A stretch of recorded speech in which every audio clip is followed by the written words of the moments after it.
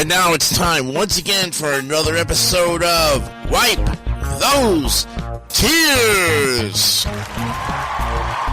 And here is your host, the star of Wipe Those Tears, Jason DeCanio. And thank you very much. Whoa. What a groove. Thank you. Yes. We are back. Oh. Thank you very much. Oh. What a groove. Thank you very much for that wonderful welcome. And welcome back to another edition of Wipe Those Tears. This is episode number 28. On this Wednesday night, April 17th, 2024, we're back after 2 weeks of not being on. Almost, I would say 3 weeks, it feels like. But anyway, we hope that you had a fantastic Easter break. We hope that you're enjoying the springtime.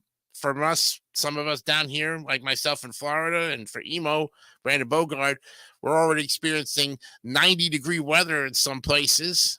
You know, like here. So spring is just for a short time, and then the summer months just drop in. Well, we hope that you were able to catch up with us with the back episodes of Wipe Those Tears. We're sorry that you were not able to, catch up with us over the last couple of weeks, but we're back and ready to continue and pick up where we left off. As always, thank you for your continued support. Let me also let you know that we'll give you a little bit of a couple of informational bits toward the end of the program. And tonight, of course, we have the segment that is coming up where, we have the Who Am I? But also we have today, Where Am I? That's where it's going to be. All right. We'll look at that later on. Now, for the moment you are first waiting for, the introduction of the Tier Masters. Starting off first, he has a green screen on him tonight.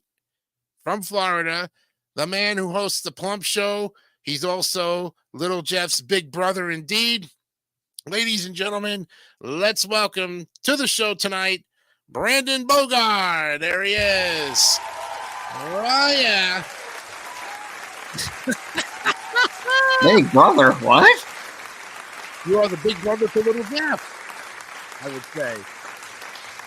Yeah. You are the that was like, okay. Well, how you doing there, Mr. Green? What is going on with you tonight? Oh, two things. One, yeah, green is my favorite color. Well, okay, that's great. Two, yeah. Are you reading my banner? Yeah, Green Emu.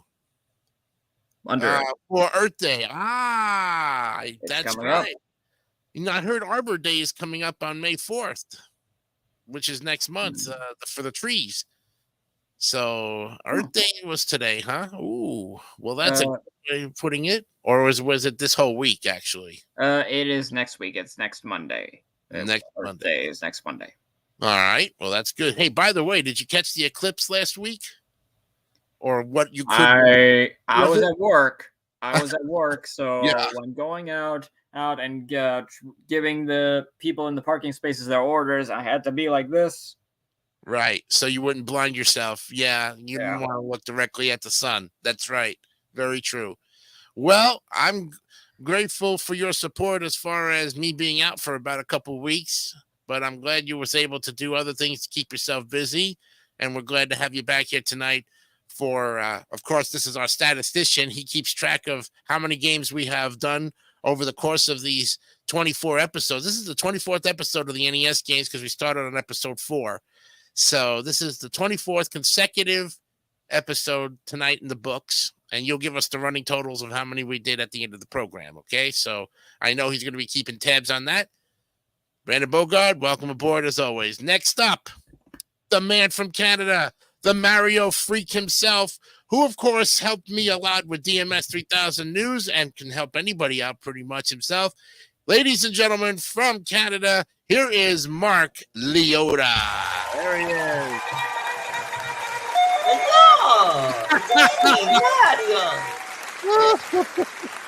With, of course, the Sarge Horn via Brandon Bogard. Mark, it's great to have you back. I missed you for 2 weeks. Oh, my gosh. I've missed you too, Jason, but we are glad to have you back.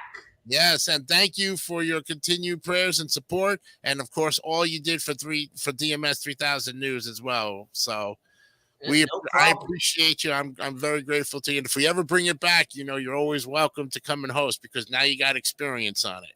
Yeah, it's really no problem. That's great. How's things in Canada today? How's the weather? Well, unlike the last couple of days where it was sunny and around like 16 Celsius, today was cold and wet. Cold and wet. Well, it's the middle of April. What do you expect? I don't know. Actually, I should say middle of April in Canada. That's right.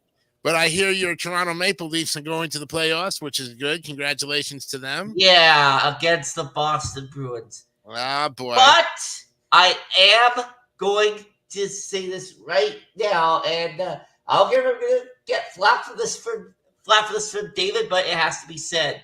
David, if you're watching this, you're going down. Ooh. He's gonna kill me for that, but I don't care. Them be fighting words, man. You think? Yeah, them be fighting words, but hey, that's all right. Yeah, but in all seriousness, though, I have actually recently tried out a couple of new games on the Switch. It's actually an indie game that kind of plays akin to Sonic the Hedgehog. It's called Freedom Planet. Ah, nice. Yeah, so it's a little change of pace from the Mario that you're so addicted to. You changed up a little bit with Sonic. Yeah. Cool. Well, it's Sonic-esque. Anyway, I beat the first one. I beat the first one last week. Now I picked up the second one on the eShop not too long ago, and I've been starting to do that. All right, very good. All right, my friend, stay tuned because you're ready to go with your critiques on the games. We wish you the best of luck. Now, the man from Jersey, who, of course, to this day will always, in my book, be the VIP president and owner of the band Fish. When he gets his day, I know he will give me tickets to the group, even though I've never followed them. But he is, and of course, he is the AVGN expert here on Wipe Those Tears. Ladies and gentlemen, Mr. Gianni Pizzi. Yeah. Whoa. How you doing, buddy? Going good. Well, welcome back.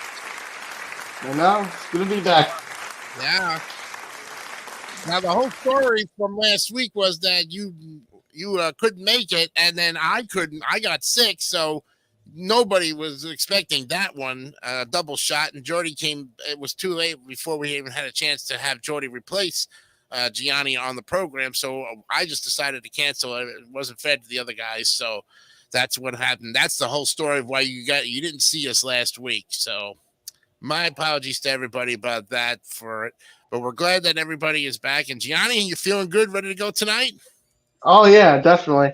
All right, get the thinking cap on, get the James Rolfe and the Mike Matei and the and the whole gang ready to go because the AVGN expert is here, as far as I'm concerned. And now the man who is hiding his face, I'm not sure why. But last but not least, our wonderful expert who knows a lot about the old retro games himself, and he's wearing the 100th anniversary of something. I'm not really sure what it is. Anyways, here he is from Hays, Kansas. Ladies and gentlemen, Mr. Scott Seffi McVeigh. There he is. There I am. Woo! What in the world is that shirt? Actually, this is from the SpongeBob 400, a race that happened several years ago in Kansas City at the Kansas Speedway. Ah, okay. Yeah. Nice. Very nice. Pretty much. There you go.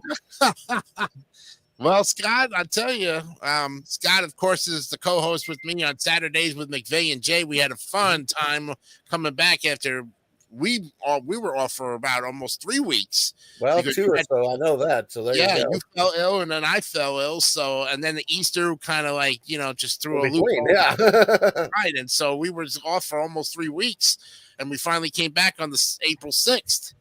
But I think, and we've been back since. So, yeah, definitely it's kind of like one of those things is just trying to get back in routines and everything. Yeah.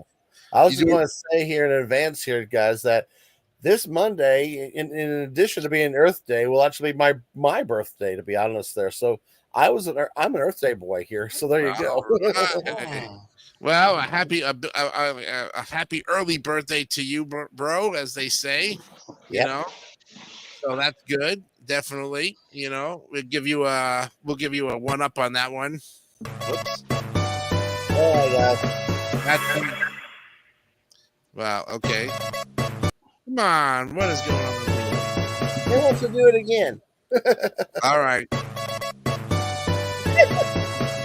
Okay, now I got 3 1-ups. Okay. Yeah, you got 3 1-ups, but on my end, I didn't finish playing it. Now you got 4 That's 1-ups. better. There we go. That wasn't a 1-up. That was a It cheer. wasn't a 1-up, I know. That was a cheer. Okay, now let's see if we can get this. Play it. There we go. We finally got it. StreamYard is ridiculous with this stupidity. But anyways, Scott, you ready to play? Let's do it. All right, let's do it, guys. We're already 15 minutes. Let's get to the explanation of the rules to wipe those tears. Good luck. Here we go. Okay. Well, we're back once again on this 28th episode. We're in the L's and soon to be into the M's. Getting there. You know how to do it. You'll be giving a grade for each of the games of the L's. You'll base it on playability, availability, of course, cover art, anything you can think of. You got a score from 50 to 100. And once your score is registered, it cannot be changed. So please make sure that if you settle on a score, that score is your final answer. Okay. Good luck to all of you. We also are going to be playing Where Am I tonight? In between the half hours, coming down to it. All right, let's open up the board here. Get ready for the board that you haven't seen in like what? Long time. Yeah. All right. Well, now as you can see, we're going to be getting into some pretty good games here tonight. And the first one that we're going to be looking at is one I've never seen before. But then again, I would say about 70% of them I've never seen. Anyway, the first game up on the board here is something to do with a line. Well, not Zelda. Is it Lion King? Oh, No, not Oh, Zelda. dear. SpaghettiOs. No, Lion King, I think. No, Is it not Lion King? That's No, it's. We'll get to that later. it is called The Legend of the Ghost Lion, and it's put out by a company called Kemco. July 14th, 1989. Let me give you the lowdown of this game here. It's a role-playing video game. Ghost Lion draws from traditional elements of role-playing games from its era while innovating with several unique new systems. Similar to other role-playing games released around the same time period, Ghost Lion offers an exploratory open-world environment, yet the narrative progression is notably more linear compared to its counterparts. The standout feature of Ghost Lion is its unique combat system. The protagonist, Maria, doesn't engage in direct combat. Instead, she summons spirits to battle on her behalf using various items. A departure from the standard role-playing trope, combat in Ghost Lion awards currency, but eschews the common experience point system. Instead, players improve Maria's level, hope, courage, and dream statistics by discovering miracles hidden in treasure chests scattered throughout the world.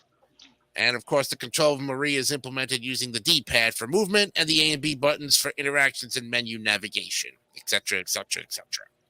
Okay, so this is the lineup we have right now, starting with the ever-popular green screen himself, Mr. Brandon Bogard, for his take on Ghost Lion, The Legend of the Ghost Lion. So the story is actually pretty good. The front cover, nice artwork there on the lion there. Mm-hmm. And he's all white. That's how you know he's a ghost lion.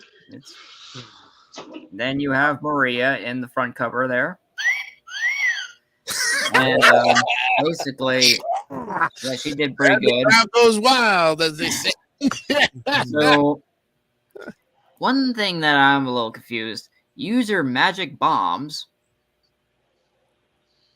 bombs and magic are not even the same thing. No, they're totally different. Yeah.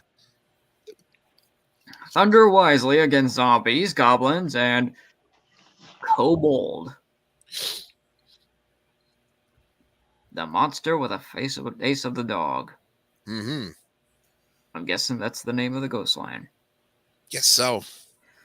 Also, the cover, one of the gameplay images, it looks like a bit of Zelda that we're about to get to after this, which is a little weird. Mm-hmm.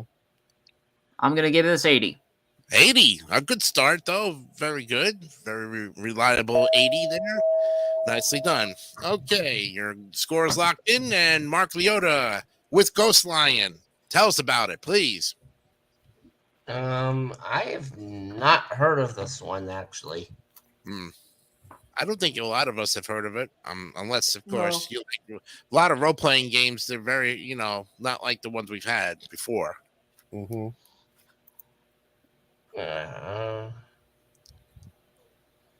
But yeah, I really don't have too much to say about this one. So I'll say 70.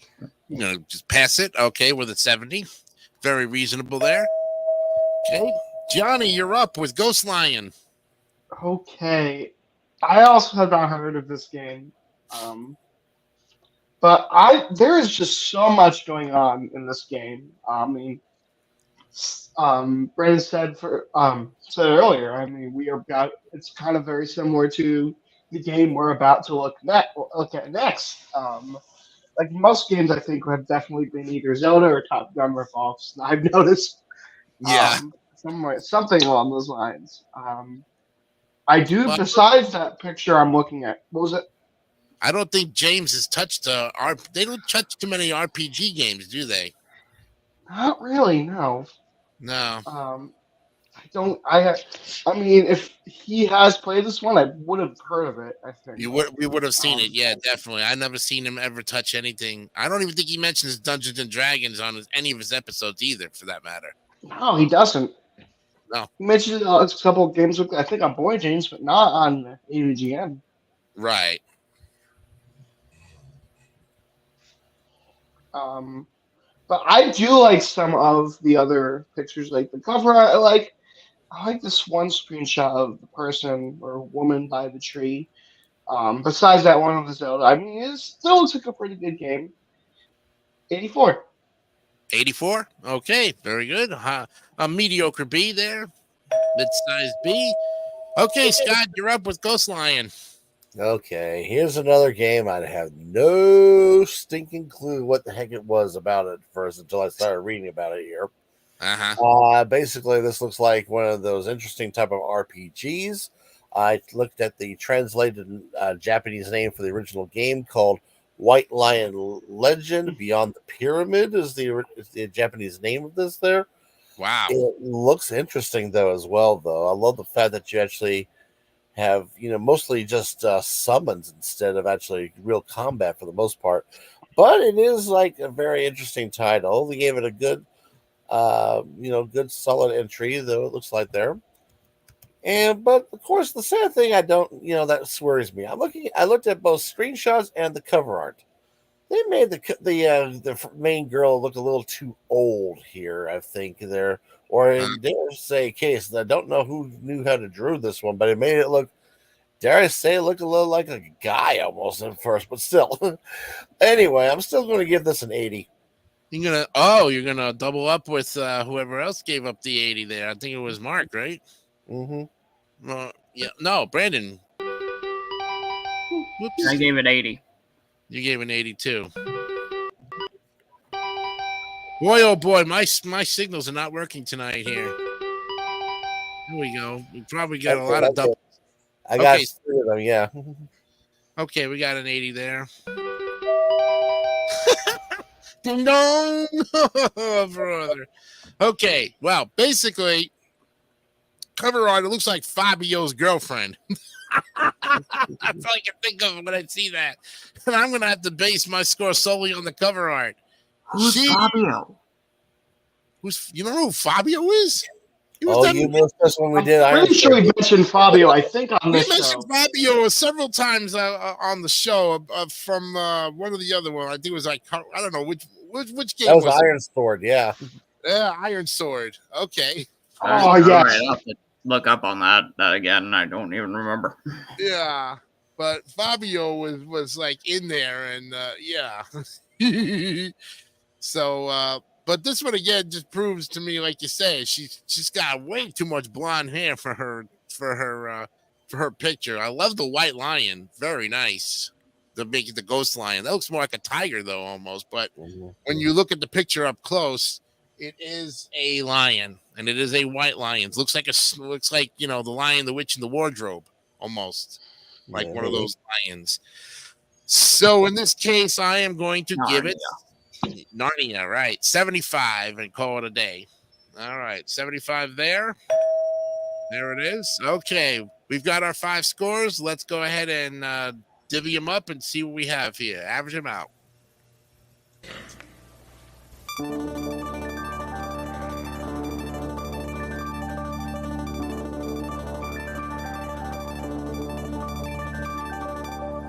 I think I've got all.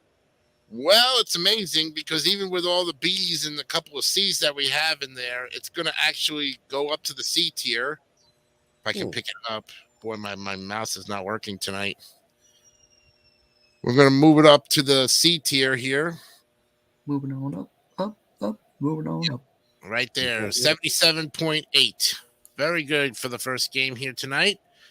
All right, let's move on to the next one. Here it is. One is... Oh, yeah, we know it. Yes, it is time for The Legend of Zelda. Look at this thing move up like this. Oh, there's the music.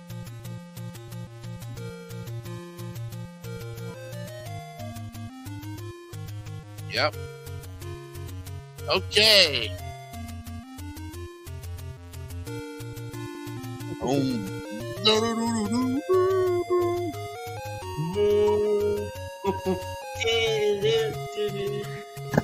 right, Legend of Zelda. Wait, let's go ahead and stop it so you can hear me because I'm going to give you the description and I'll go ahead and delete the. All right, I won't delete it yet. Legend of Zelda, Nintendo R&D 4, July 1987. First released July 1987, then was released in North America. Yeah, July 1987. Let me tell you the story about this one here. This is, of course, action-adventure game developed and published by Nintendo, the first game of the Legend of Zelda series. It is set in the fantasy land of Hyrule. Hyrule. Thank you. And centers on the elf-like boy named Link, who aims to collect... Okay. Yep. Collect the 8 fragments of the Triforce of Wisdom in order to rescue Princess Zelda from Ganon. The player controls Link from a top-down perspective and navigates throughout the overworld and dungeons, collecting weapons, defeating enemies, and uncovering secrets along the way. There you go. It was a critical and commercial success for Nintendo. The game sold over 6.5 million copies. Launched to make a franchise and has been regularly featured in lists of the greatest video games of all time. The sequel, Zelda 2, which we won't see until the Z's, was first released in Japan for the Famicom Disk System less than a year after its predecessor, and numerous additional successors and spin-offs have been released in the decade since its debut. There you have a little bit of a detail about The Legend of Zelda. We now start this one with Mark Leota. All right. Well, this is obviously a classic NES title. And, like, the music in it's great. But the problem, though, is that it's very easy to get lost in this kind of game if you don't know what you're doing. Yeah, definitely. Now, there were actually 2 color variants for the particular cartridges that were sold. There were some copies that were in the standard gray cartridges, like was usually the case with a lot of NES games. Mm-hmm. But the copy that I have in my collection is a gold cartridge. Ooh, look at you. Yeah. Wow. And fun fact, as you turn this around back, this was actually the first game that actually let you save your progress and then come back to it later. For that, you get a free city. Nice. Yep. And by the way, another fun fact for those of you who don't know, they actually featured the Zelda on the original Super Mario Brothers cartoon. Like basically, basically how they did that was obviously they had the live action segments, and then Monday through Thursday you got a Mario cartoon in between those. But on the Friday shows, you got a Zelda cartoon instead. Kind of grace you into your weekend, you know? Yeah. Mm-hmm. Well, they aired 5 days a week in syndication, so that's right. Yep. Anyways, so yeah. Honestly, a classic game. It spawned many sequels. Zelda 2, like Link to the Past. There were even 2 Zelda games on the N64, Ocarina of Time and Majora's Mask. Like, the list just goes on and on, all the way up, of course, to the most recent Zelda game that got released last year, Tears of the Kingdom. Mm-hmm. So, even though I'm not really into Zelda, because of how classic a game this is, and with everything I just went over, I think this is an easy score, 100. All right, he's got a perfecto score on that. There you have it. 100 from Leota, the first 100 of the night, and now we go to Gianni Pizzi with The Legend of Zelda. By the way, if anyone watching on YouTube, what do you think of this gold cartridge that I have for this game? Neat, huh? Yes. He gets a 1-up for that. He gets a free city and a 1-up for that. There's nothing going on that one tonight. All right, Gianni, you're up. All right. Can you? I mean, it is a classic game. I'm gonna be totally honest with you, though. Not really too big a fan of Zelda. Not my favorite game franchise, but I mean, luckily, I'm like a straightforward game. I mean, yeah, Mark said it's kind of hard to know where it's kind of easy to get lost if you don't know where you're going, which that was definitely me with this game. I usually have to have a map somewhere when I'm playing something like this, but I mean, it is a classic. AVGN has mentioned it. He talked about the second one. He did a whole video on the second one, and I think he did another chronologically confused on the timeline of Zelda, because that has another like confusing timeline, but. Obviously, still classic. It's getting 100. Yeah, he's gonna double up on it. There you go. There, we finally got our double to work now. There it is, and another 100. We double up. Very good. We also have a comment that came in, and look who's here: Cypress TV, Tom Willis. Hey, we're doing great. Thank you for joining us tonight, Tom. We appreciate it. That's right. Tom and me will be on the co-host on his show tomorrow night after Rant and Rave, by the way. So Tom is coming in to definitely promote and help us there. So thank you, Tom. All right, Scott, you're up with Legend of Zelda here. Are you going to triple it? Yep. Yeah. Yeah. Yeah. And don't call me Zelda, damn it. 100. We can tell you 100. He's got it. Yep. There it is. Another 100 there, and it goes 300s in a row. Okay, Brandon Bogart, will you make it a clean sweep? Let me get this up. Oh, okay. Will I make it a clean sweep? No.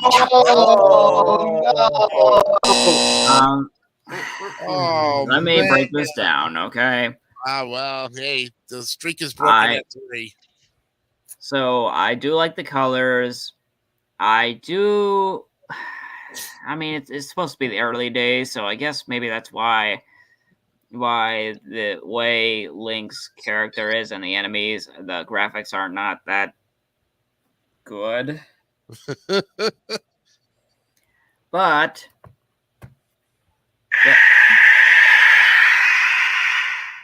wow, that is the wrong one. Wrong one, darn it. Dun, dun. Uh-huh. Does that mean I'm going to give it a failure? No. Am I going to give it a good one? 96. All right, 96. That's still an A. It's passable. Very. So no streak for 100, but a streak for A's continues. All right, very good. Oh, yes. By the way, Cypress wants to know, why does Emo look like he's about to raid Putin's house? Jesus. Hey, Tom, who are we talking about? He says, why do you look like you're about to raid Putin's house with that green? Who is Putin? Vladimir Putin. This is Vladimir. Russia, the dictator of Russia who's just trying, with Ukraine, with the war. I have no idea what Again, it's a Earth Day is coming Monday, and I love green. It's my favorite color. I think he was kidding with you. That's why. Okay. Okay. I'll give you that. Yeah, that's for sure. All right. So I have seen many people playing Zelda before. I myself never played it. The music is enough to drive you batty if you listen to it enough times. You get to the point where it's so repetitive in some ways, shape, or form. But we're talking about a classic here. I have to take points off. I cannot give it 100 because, number one, I've never played it. I've not sat there and played it. I've watched people play it. So that, cover-wise, yes, it's going to get an A. But I'm trimming points off, so I'm going to have to double up with Brandon here and go 96. Yep, we're going to double up on that. Put a 96 up there. All right, we've got our 5 scores. Let's average it out. Here we go.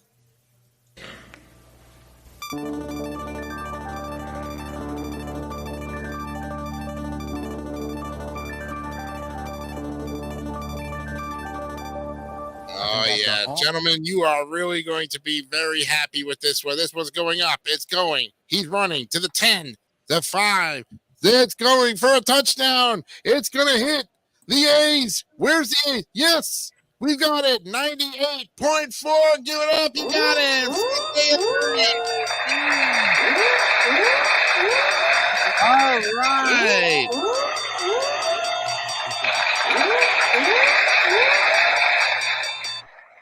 Okay, there you have it. Nicely done. Good way to go there.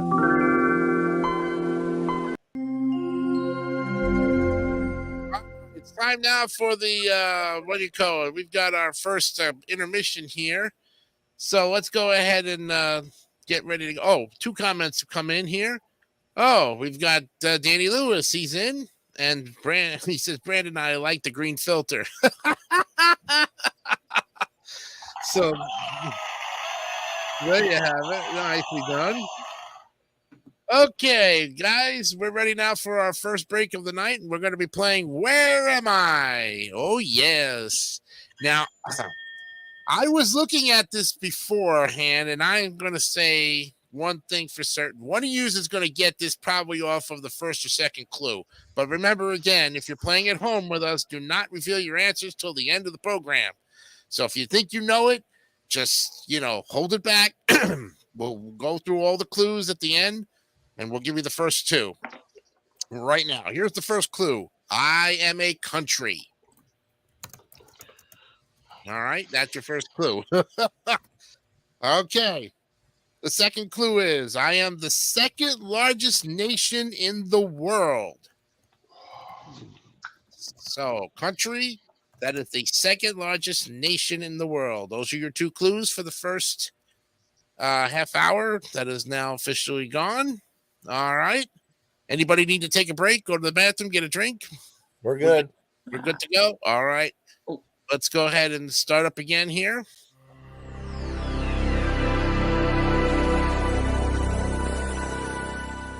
Okay. All right, we're back to where we are. Going to pick up again. I'm going to take out the Legend of Zelda. We don't need the music anymore now for that one. I don't have to keep it in my in that one in the library, because then we can free up space later. Let's go ahead and look at the next game on the list here. All right. The next one up here is something with wings. I'm not really sure. Legendary wings. Yep, legendary wings. Legendary wings. All right. Let me give you the lowdown on this one here. Yep, Legendary Wings by Capcom. Gianni, Capcom. Yeah, Capcom classic. July 1988. And this one is a fantasy-themed shoot-'em-up platformer arcade video game. Released in Capcom in 1986, the player takes control of a young soldier equipped with magical wings who must save the world from a malfunctioning supercomputer. A home version for the NES was released exclusively in North America in 1988. The original coin-op version is included in Capcom Classics Collection for PlayStation 2, Xbox, and in Capcom Classics Collection Remix for the PlayStation Portable. Legendary Wings is set in a distant future where an alien supercomputer named Dark, which has been helping human civilization achieve a new state of enlightenment since ancient times, has suddenly rebelled against mankind. So two young warriors are given the wings of love and courage by the god of war, Ares, A-R-E-S. Am I pronouncing? Aries. No, there's no I in there. No. It's still pronounced Ares? Okay. Yeah, it's still pronounced Aries. Okay. In order to destroy Dark and ensure mankind's survival. There we have it. Okay, this is our third game, and we'll start with the ever-popular AVGN expert himself, Gianni Pizzi. All right. I don't feel like I've heard of this game somewhere. I mean, it's a Capcom game, so probably. Right. I mean, I feel like it looks like a typical Capcom game. I don't know why. But I do like cover art. I like the title screen the best, definitely. I mean, the wings, the W in wings has wings. Yep. So that's cool. It drinks a lot of Red Bull, I guess, you know? Yeah. 78. 78. 78? Yep. 78. Okay, there we go. 78. Nice. Very good. Okay, Scott, you're up with a coin-op game. I know you like the coin-op games a lot, so play this game when it was in the coin-op? I didn't actually get to see too much when I was growing up, unfortunately, but I love seeing the fact that you can still get the MAME ROMs here. You can play it in the NES version here as well. Mm-hmm. What I love is that the original poster for this game in the arcades had a beautiful female form on there instead of the guy form that we have on the NES cover here. So it's kind of interesting that way too. And you got to admit, it's a pretty good shoot 'em up for the most part, though. And I love the fact that you can always get, up to two players in the arcade version, though. It looks really good. Other than that, I think this is a pretty good title, but I think I'm going to give it I'll give it 88 as well. So I'll just say the same thing as Gianni did. No, he said 78. Oh, then I'll give you 88. You're going to give it 88. Okay, a high B and a low and a high C. Okay. We got a 78 and an 88. Now we go to Brandon Bogard with Legendary Wings. So you think that I'm going to be very kind to this game? Yeah. No. No. There is so many things wrong with this. Going to the front cover first. What kind of person with angel wings has a gun? Plus, that whole thing is really freaky. There are two different cover arts, I must say. If you look at the Wikipedia one, there is a female on there, and if you look at the one on the actual screen, it's a male. Looks like Flash Gordon. Mm-hmm. In 20,000 years in the future, mankind has built a giant supercomputer named Dark. Mm-hmm. That is too simple. What a name for a supercomputer, Dark. And I think I'm going to go to one of the gameplay images because it has not one, but, two of these gameplay images have 4 dragons, one large one, and in one of them with 2 of them, I feel like I'm looking at 2 monkey asses. Okay. I feel I really am. Wow. So 57. Oh, the first F of the night. Oh boy. All right, gets a buzzer there. All right, 57. Now we go to Mark Leota to give us a legendary wings evaluation. All right, not gonna lie, the person that's on the cover for that kind of resembles Kid Icarus a little bit. You guys remember Kid Icarus at all? Because he had wings. Yeah, yeah. we did Kid Icarus about 2 weeks ago, or 3 weeks ago. Yeah. Yeah. Then of course, Nintendo kind of forgot about it. Well, at least until Kid Icarus Uprising came out on the 3DS. Hey, Nintendo, when are you gonna give us another Kid Icarus game? Actually, honestly, I still need to beat Kid Icarus Uprising. Anyway, in terms of this game, cover art looks pretty nice. I am actually not gonna fail this one. I will give it a 72. 72. Okay. You give it a 72, which is a low C, but still passable. Okay. I never heard of this game before, and I never played it. So I can't, it's already taking points off for that. Cover art wise, if you're going to show me two different covers, I like the one that's actually on the wiki page with the girl. I think that's kind of a little bit of a better one than this one. Yeah. Reminds me of what we're dealing with here. It reminds me of what Flash Gordon, Flash Gordon with wings. Of course, the only wings I like are ones that drink Red Bull and Paul McCartney's band, Oh yeah. The Beatles.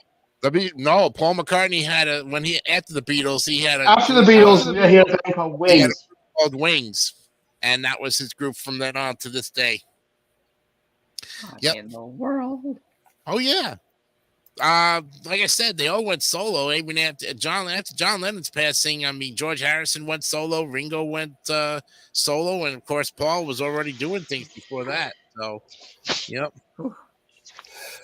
What did you send me there, Scott? I saw the picture of the girl. I got it on Wiki. I saw it already. Yeah, no, you're fine. Yeah. Oh, you give this me is a better image. So this is actually one that Capcom put onto their arcade stadium program here. Oh, okay. I'll catch it probably after the show on this one. But anyways, I'm gonna give this, since I mean, like the cover art's not so I'm gonna give it 70 and pass it and call it a day on that. Because I would rather see the girl on this, but if we're critiquing this particular cover art, not the one that's on Wiki, I think we should have sent the one on Wiki before that. All right, let's go ahead and average it out here.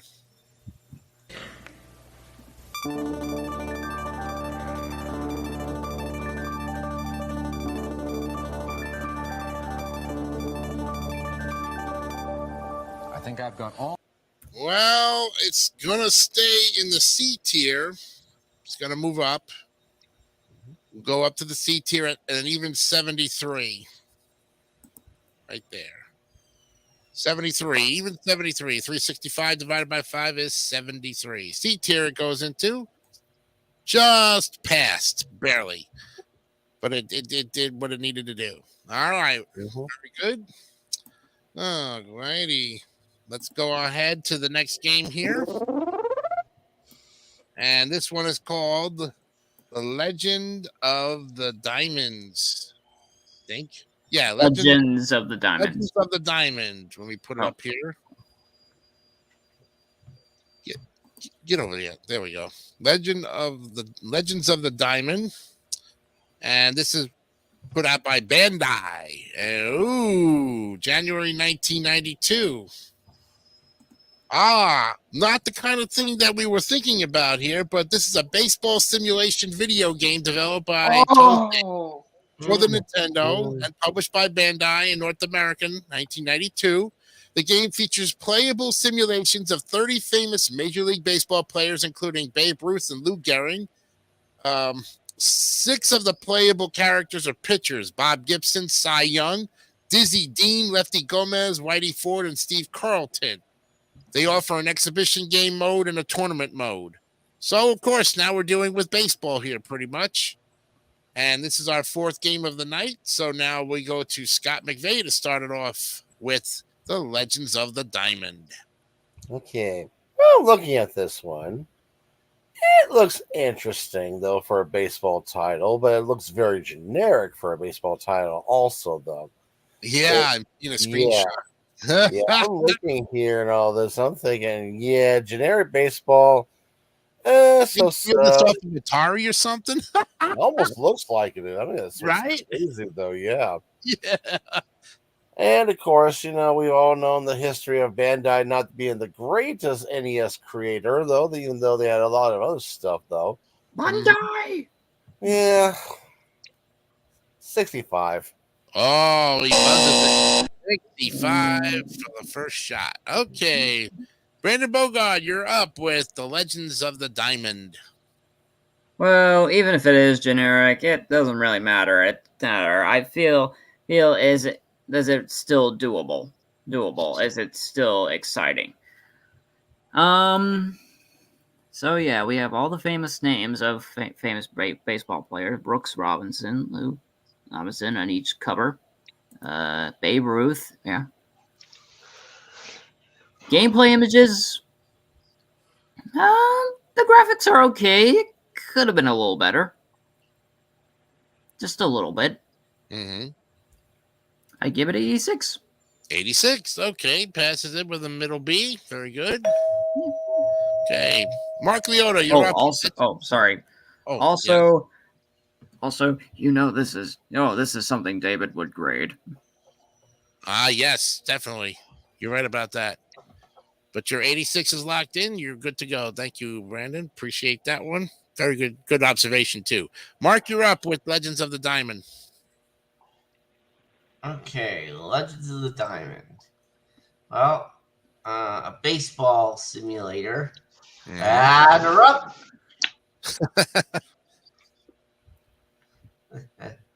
All right. Anyways.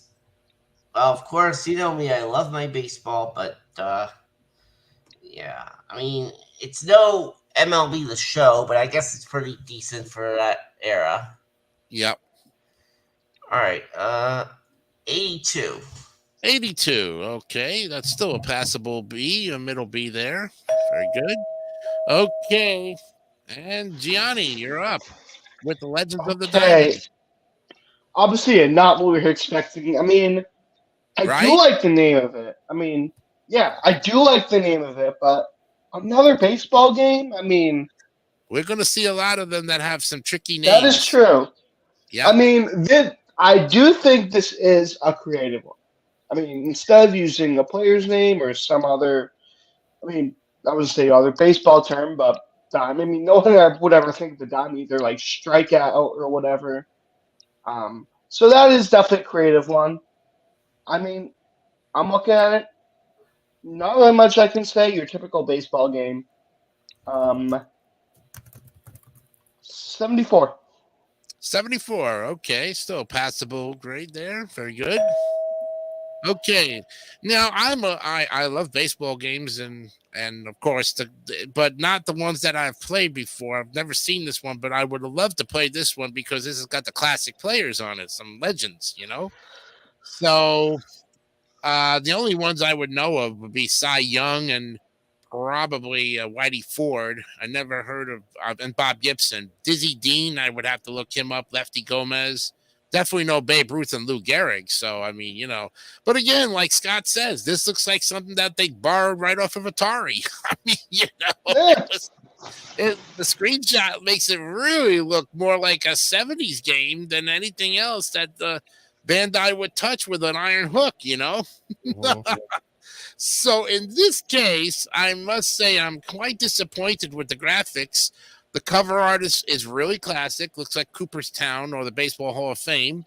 Oh yeah, Cooperstown. But the graphics on the game, the screenshot is very disappointing. So I'm going to only give it 72. I'm going to 72 it. Yeah. Whoops. There we go. All right, we've got our scores. Our 5 scores are in, so let's go ahead and average it out.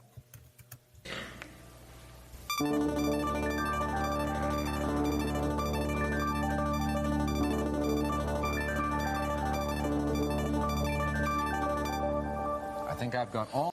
Okay, this one is going to go up in, it's going to pass, but it's going to go into the C tier at 75.8, right next to Legendary Wings.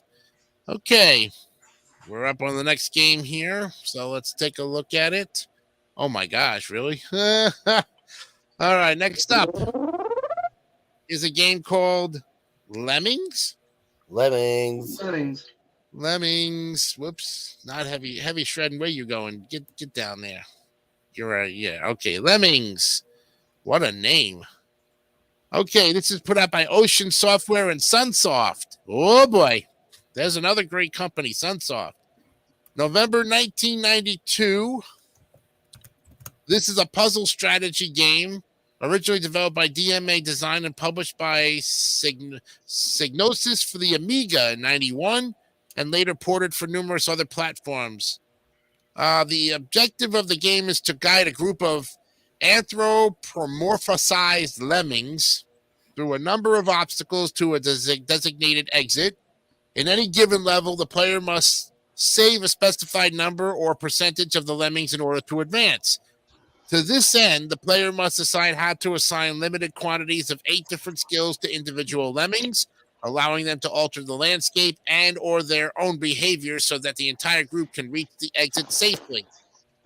One of the best received video games of the early 90s. It was the second highest rated game in the history of Amstrad Action and was considered the 8th greatest game of all time by Next Generation in 96. Wow. Huh. So there you have it. We're up to the 5th game of the night here, and we go back to the top of the order, and it's Brandon Bogard with Lemmings.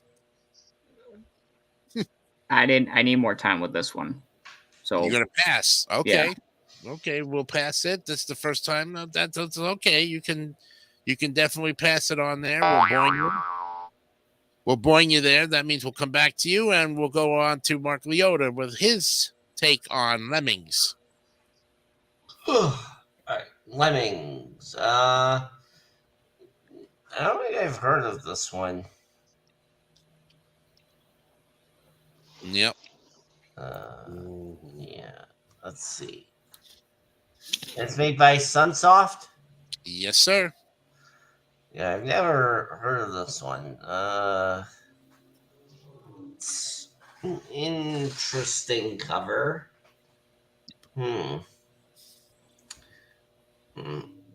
62. Ooh, a D. Buzzes it. All right. You got a buzzer there. Okay, Johnny, you're up with Lemmings. Okay. So I feel like I've heard of this game before. But yeah, it looks like it was in Nintendo Power, so probably a big game for the time. I don't know too much about it. I do like some of the cover art. This could kind of look like another Atari game a little bit. So the graphics definitely do make it look like that. But I'm looking at some of it. I have no idea. I think it's a puzzle game of some sort. It is a puzzle game. I don't really understand. It looks a little kind of confusing. I'm gonna have to probably play it and figure it out. But right, yeah. I don't know. 66. Oh, I feel like. Okay, we got another buzzer there. 66. Okay, Scott, you're up with Lemmings. Yeah. Hey, there's another game I've actually played here. Go figure. Years ago. And I'm talking years ago. So years ago. Yeah. Years ago. It's indeed a puzzle game. It's a different type of game here because you actually have to tell certain lemmings here exactly how to stop and do things or something like that. Try to have certain ones do it, or else they're going to fall to their death, and that's hilarious. So anyway, but it's not an easy puzzle game because you actually have to figure out okay, which ones are going to break through the walls? Which ones are going to build bridges? Which ones are going to just basically try to be blockers? Until it's time to actually get the rest of the crew going over. Mhm. It's a tricky game, but it is indeed a classic. And as you mentioned in the description, it's a very well respected game for many years, though. But as you can tell, the NES, not the best graphics. It's a lot better looking graphics when you get to 16-bit and higher, though. But I'm still going to give this because it's a good classic and all that. I'm still going to give it a good 82. 82. Okay, very respectable B there. We give it an 82. Locked in. Okay, Brandon Bogart, we're back to you to see if you can give us, after much reading and descriptions, now let's see what kind of a score you're going to give it. So they look like twin grasshoppers. These little things. Yeah. Lemmings, adorable yet incredibly stupid furry creatures. Oh, that is already confusing and quite scary. And then I look at the gameplay images and oh my goodness, how it also says the images, and then there's like this one little detail: some can fall from the sky. Oh, I'm sorry, 64. I can't. 64. He gives it a D. Yeah, another buzzer there. So far, Scott's B has really held it together. It's a cute little cover art, very cartoonish, and I'm looking at some of the images on Wikipedia, and it definitely looks like a puzzle game, but it reminds me of something like Crackpots, or what's the one, or like Kaboom, where you have to, really. And the scope scum is gone. Kaboom. Crackpots is basically where you have to throw the pots on the spiders so they, before they get into the apartment or the building. But the cover art looks very cartoonish. Looks almost like something the young kids would play, not so much the older adults, because it was probably more geared towards the younger crowd. And being it's a puzzle game, a lot of people don't like puzzle games, but then again, Tetris and Dr. Mario have stood the test of time as probably the best puzzle games. I would agree with that anytime, any place, anywhere. Mm-hmm. But I've never played this game, so I'm going to fail it actually with a 60 and buzz it. Yeah. Okay. Well, we have our 5 scores. Let's go ahead and average it out.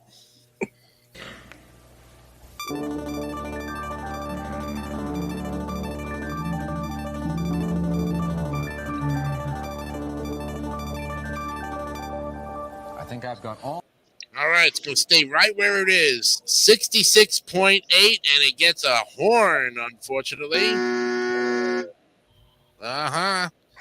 That's your first D of the night, gentlemen. And that takes us, of course, now into our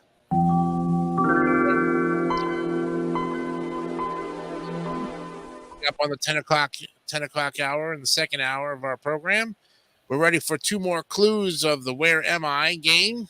So let's go ahead and put up the ticker there and get you on the next 2 clues here. Okay. All right. Here's your next clue. Clue number 3. Despite my size, only 30 million people live here. Okay. That's the third clue. And the fourth clue is I draw millions of tourists every year. So despite my size, only 30 million people live here, and I draw millions of tourists every year. You've gotten 4 clues for the Where Am I so far. I'll even hold up the Where Am I so everybody knows and can see it. All right. Anybody need to take a break? Get a drink? I think good. I have it right here. Mark, I know you're muted. You okay? Yeah, I'm good. Okay, very good. Let's go ahead and start up again here and go to the next. All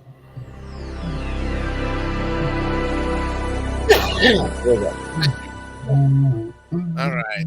We're into the next game here. Let's go ahead and. What's that background noise? Who's That's not humming? me. Oh, I don't know. Sounded like wasn't me. Mark? Okay. That might have been just me humming stuff. Oh, okay. No problem. All right. Let's go to the next game here, which is now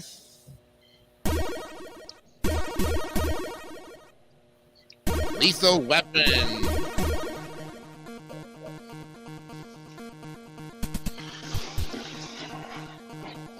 Everybody dance.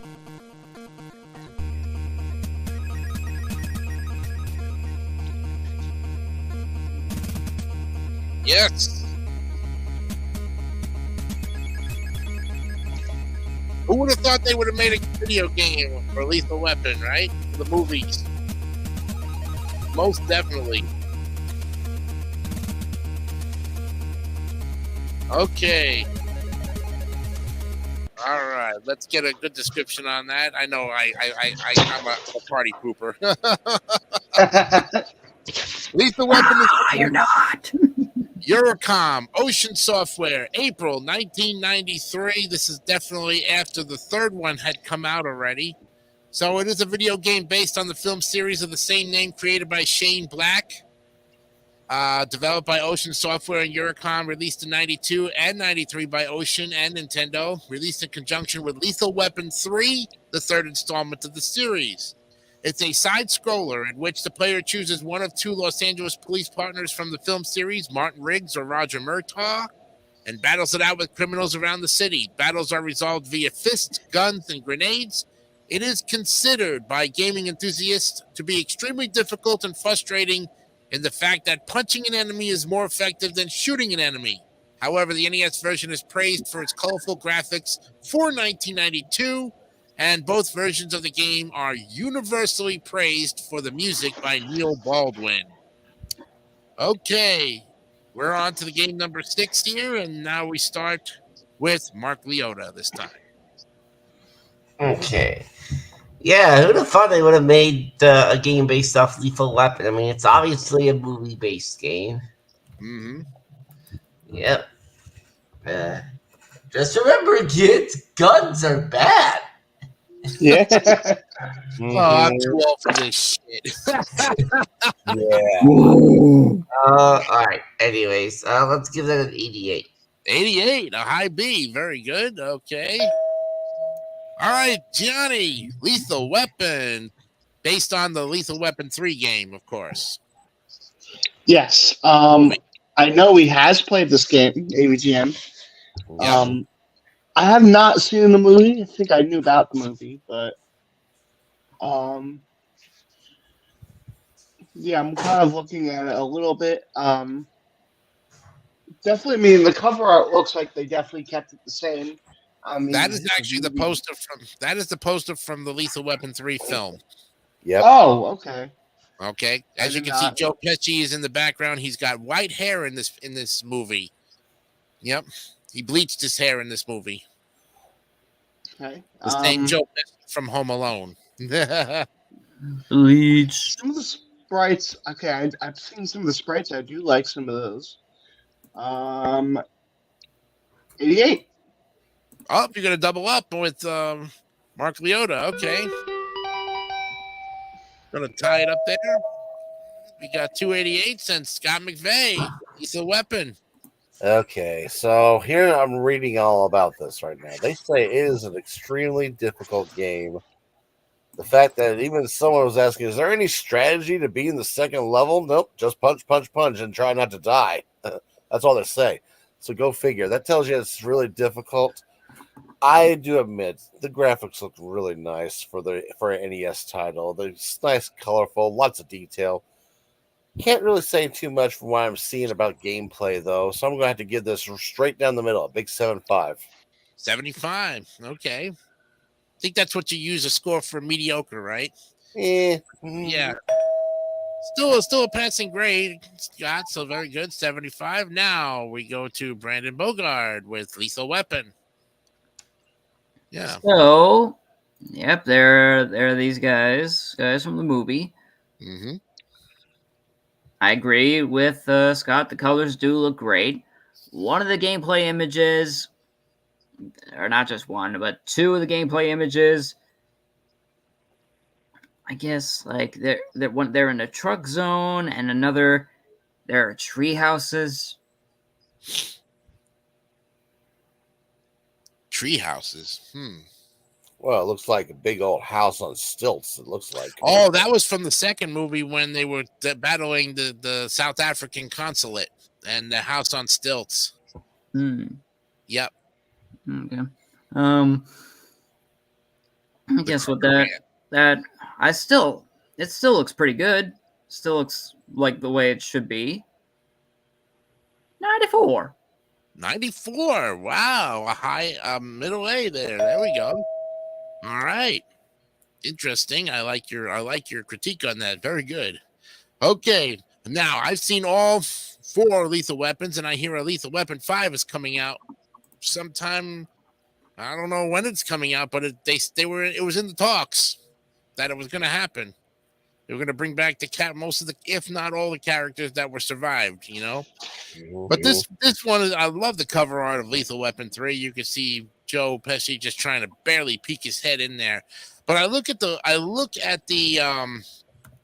some of the playing of it, and I'm just totally disappointed because it looks like they were trying to knock it off with Double Dragon almost. With the kicking and the punching and the characters, the way they move.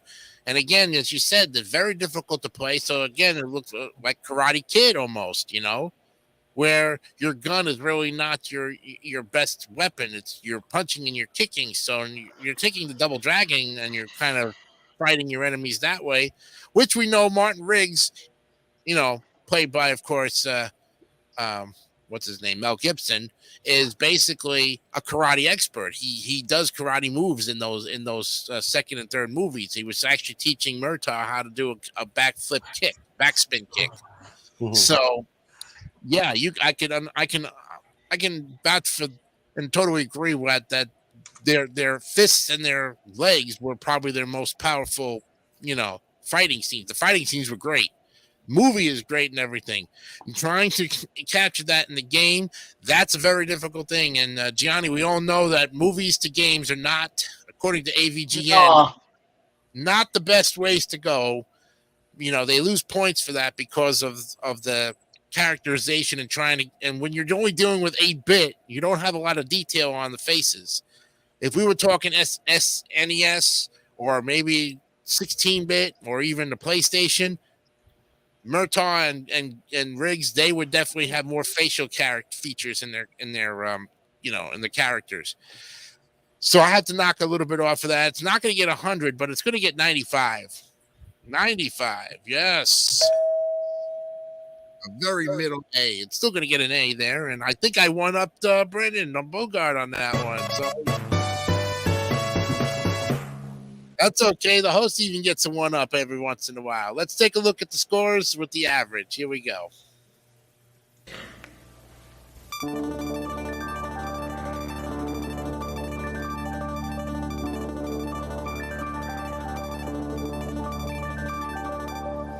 I think I've got all.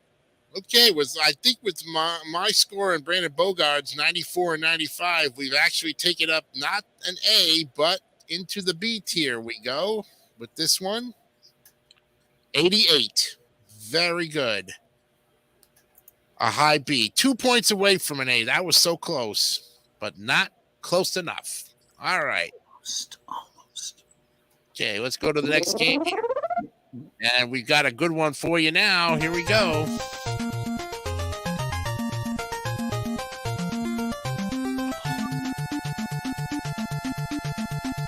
Life Force.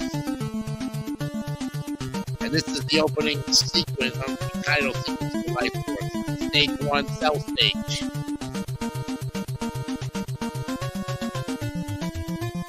Hey, Gianni, it's another one of those Konami games. It is. Yes, the ever popular Konami games. Oh boy, Life Force, put out by Konami, September 25th, 1987. Yes. What is it about AVGN? They love Konami.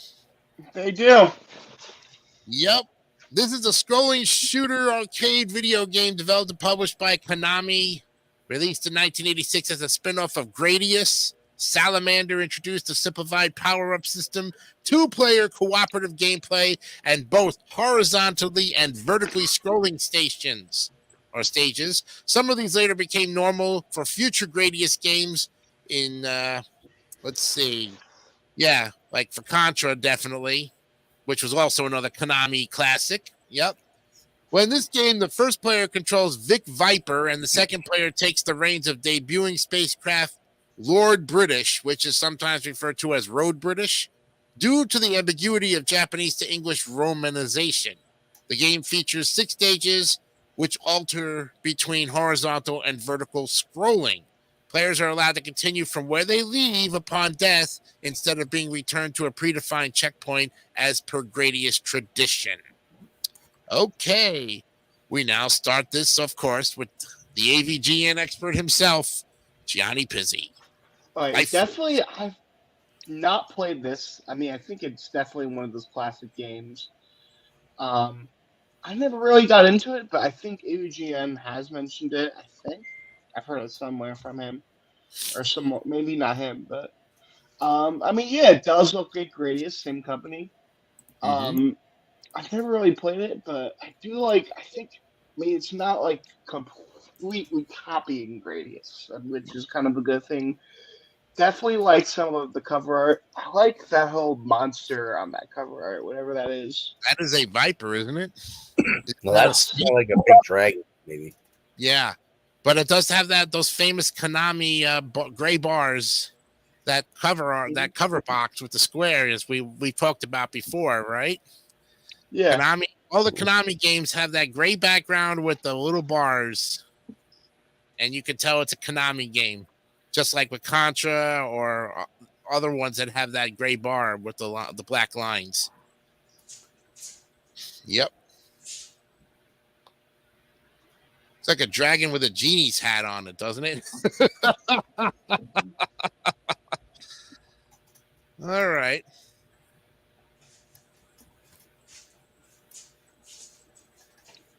To continue on, you're still, yeah. That's right. I forgot. I was still my turn. I thought maybe you were just thinking about something. Probably 92. 92. Oh boy, there you go. High A, yes. Okay, I gotta take the ticker off for the Where Am I? We're not playing that game yet. All right, Scott, you're up with Life Force. Yes, here's another great classic game. It's actually also known as Salamander. Yep. And believe it or not, there is actually a version you can also play of this game available as via Arcade Archives, which can be actually downloaded onto your Switch now. So that way you can enjoy both the arcade original as well. So it's really neat, though. Mm-hmm. And yes, this is it's similar to Gradius, but different. And it is just an impressive title. If you love the idea of a side-scrolling shooter just like Gradius, but also enjoy the vertical style here for some of the stages, it's a good departure. This is getting a good 96. There you go, 96 and another A in there. Okay, Brandon Bogard, you're up with Life Force. Okay, so the front cover, you call it a dragon. I call it a dragon combined with a snake. Salamander, yeah, that's what. Yeah, could also be that too. However, one wants to interpret it, it does look like a serpent. All right, yeah. You've saved the innocent people of Gradius from the Bacterians. Bacterians. Better add that to my dictionary of unknowns. For later. Yeah. Okay. But yeah, this looks pretty good. I'll give it 93.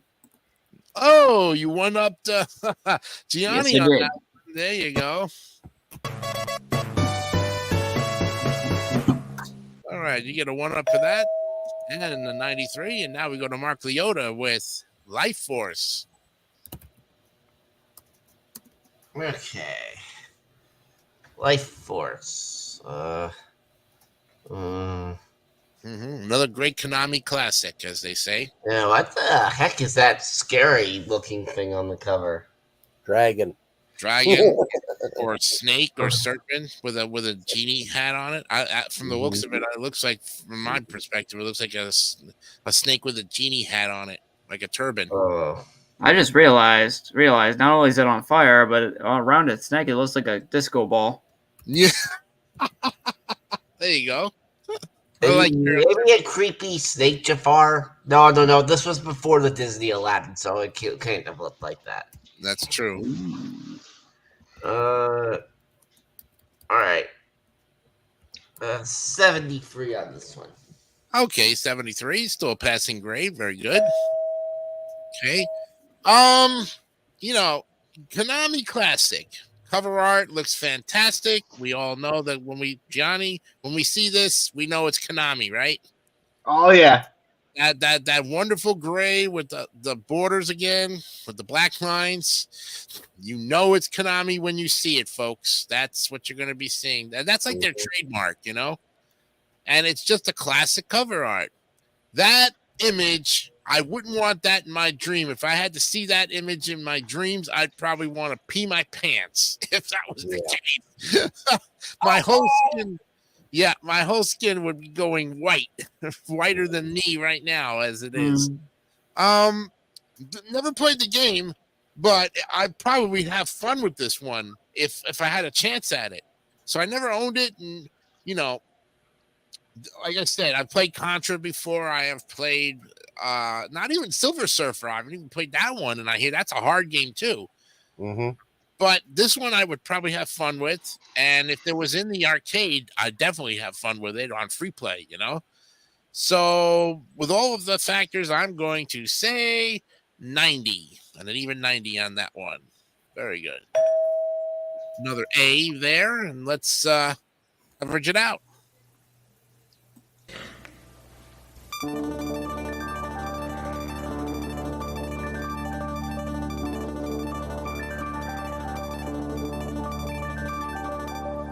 I think I've got all.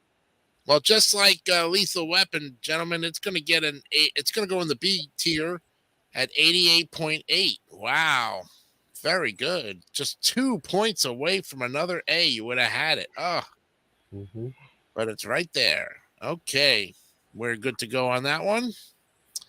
Coming back down to the list, let's go to the next game on the list. And this is from the classic movie, The Lion King. There it is.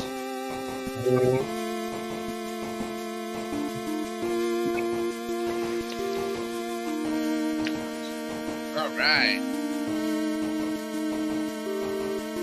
This is kind of like the NES version of The Lion King. This is the title theme.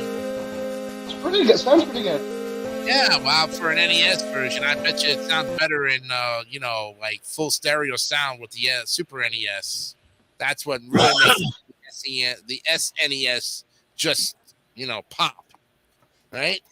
Okay, The Lion King, put out by Dark Technologies, Virgin Interactive Entertainment, May 25th, 1995.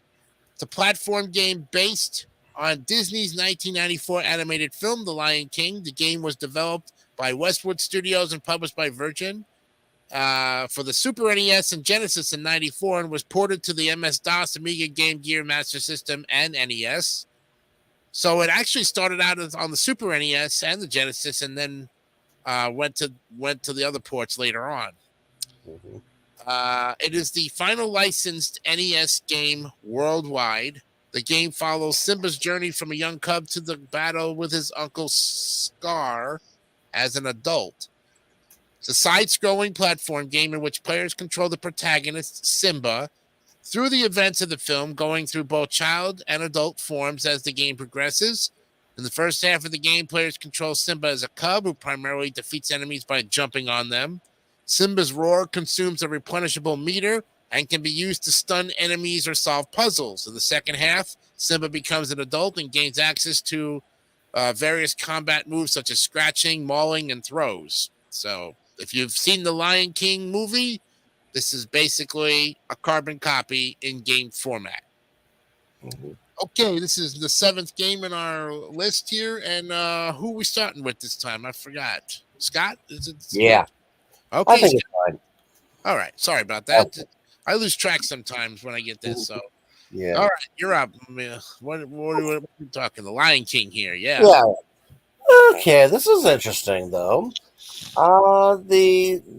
This NES version actually, they said, according to what I'm reading here, it actually got a better score for this over compared to the other versions and all that there as well. They say that the Genesis version, and for that matter the Super Nintendo versions, are some of the hardest games ever created for a Disney title. Go figure. Right. I remember there's a meme that came out several years ago saying, "Kids, if you can beat this game, I'll give you $100." Still have not yet. Yeah, that's how tough. I have a feeling that this NES version is a little easier, my understanding.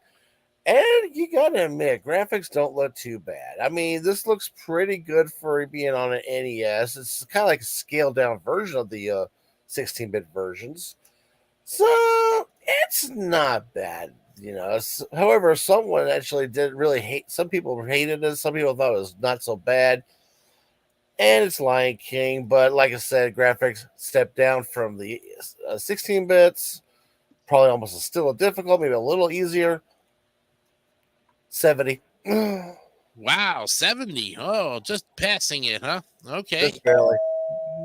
Passing it on there. All right. Very good. Scott, thank you. Brandon Bogard, you're up with the Lion King. So the front cover looks exactly like how you already expect the Lion King to look. Poster wise. Yep. For the movie.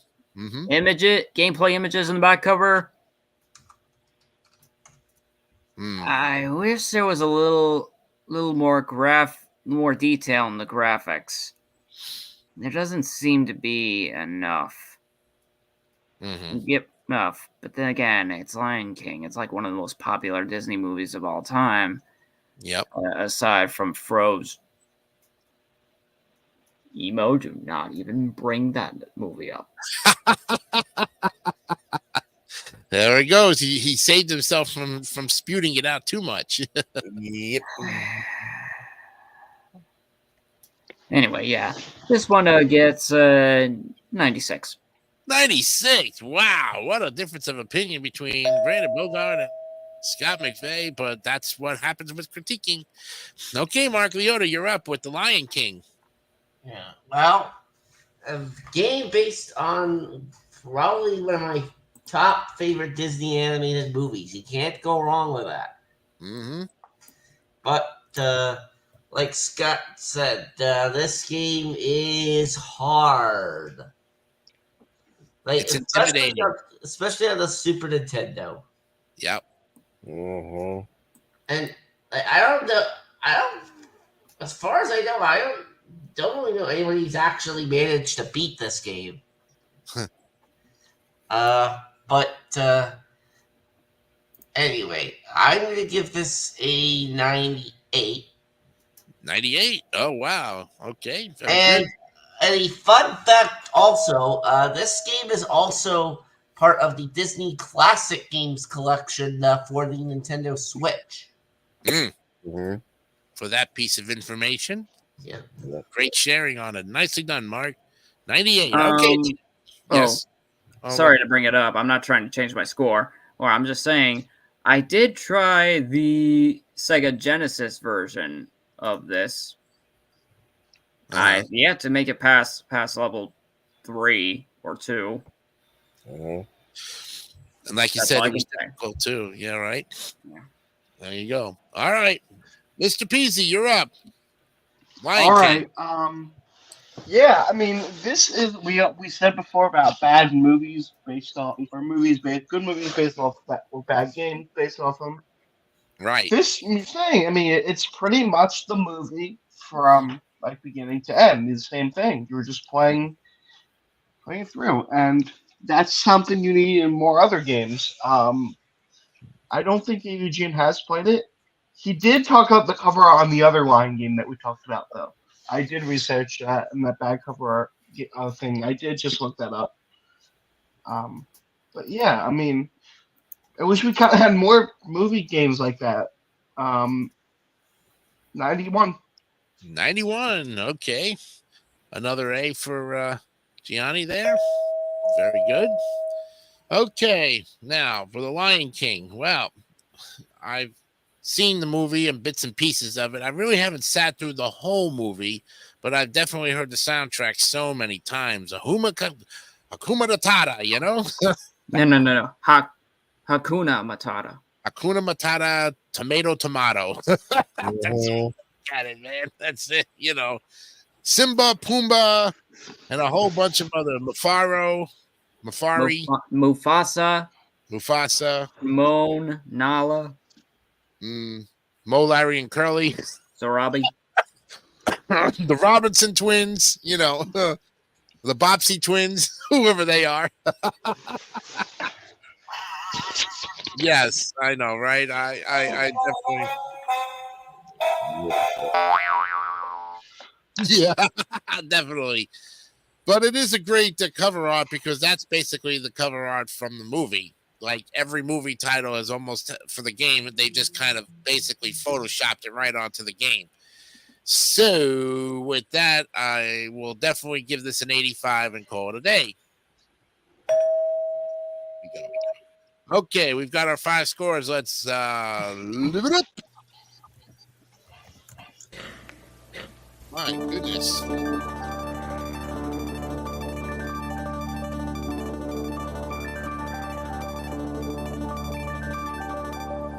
I think I've got all. I have a feeling you guys should be playing the number 88. That is your lucky number tonight because this one's getting another 88, another B, and that's your third 88 in a row. Wow. So you might want to play that number if you're going to play a lotto ticket tonight somewhere along the line. You know what I mean? Excuse me. All right. Okay, we get down to the third half hour of our program is coming to the end here, and we got one more half hour to go. So we're going to play, of course, our Where Am I? Getting ready to go here. Got 3 clues for you in this one. Like I say, you get 3 clues on this one and 3 clues on the last one. Clue number 5 on the Where Am I? They tend to visit my coasts. Okay. Mm-hmm. Many of my people are bilingual. And I think this one's probably going to give it away. I proudly sport my maple leaf flag. Oh. Okay. Okay, now we know. Oh. I had a feeling you know, we were going with this. That's the answer. I tend to visit my coasts. Many of my people are bilingual, and I proudly sport my maple leaf flag. Yeah, I think we got it. yeah. I think we If got you it. guys I don't think we all get got this, it now. man, you know you're going to hear it tomorrow for some reason from Dave. Hey, I better get this so we actually get to guess it. You better get it, Mr. Leota. I hope you and know pray you will. that you got it. I think you probably got it off of that. If not, you would have got it off of the earlier clues. So mark my words on it for that one. You better eat those maple leaves, you know, for breakfast in the morning. Yeah. Are we going another half hour? Or are we going to end early tonight? That's another. We can go question. for another. Let's go for it. Let's go for it. All right, let's start it up. Final half hour of the program here. These guys are on a roll. This is the 8th. I think this is number 8 on the critique. Am I not right? Yeah. Okay, we're on to the 8th game that we're looking at tonight, and it's another baseball game. Look at this. My goodness. This one is called Little League Baseball Championship Series by SNK. Oh, July 1990. It's unreleased. So this is it's a video game for the Nintendo. The player gets a choice between 16 Little League Baseball teams from around the world, ranging from Texas and Puerto Rico to Chinese Taipei.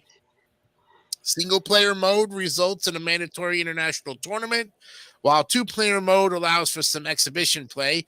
Every game is 6 innings long, excluding extra innings, but games may end early by mercy rule if a team is ahead by 10 or more runs.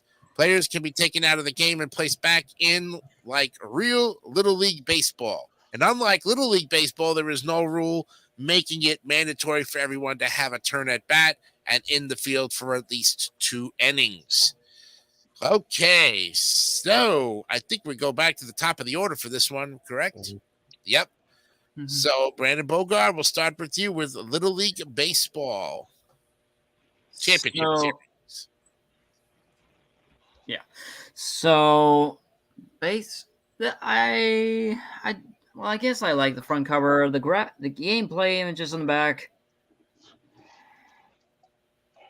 I mean, I guess I sort of like the graphics, but not by too much. It looks just a bit cheaper. I'm gonna give it 92. 92. Wow. Okay. I still like it. Okay. Yeah, I still like it. And now, unfortunately, I also gotta pee very quickly. So sorry. That's okay. You can go ahead. You can leave. You gave your score. You're good to go. Mark, you're up with Little League Baseball Championship Series. Yeah, Little League Baseball. Definitely, yeah, I guess if the one has like a kid that's in Little League, they probably enjoy this game. I mean, even adults can enjoy it too, though.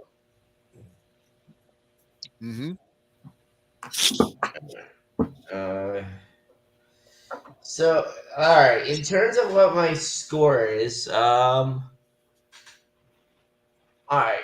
So here's all right. So you know how on the Jays, Jordan Romano, I think wears 68. I think he does. Right. Flip those two numbers around, and that is what you get for my score. 86. Okay. I kind of figured that one out real quickly there, Mark. A high B. Very good. All right.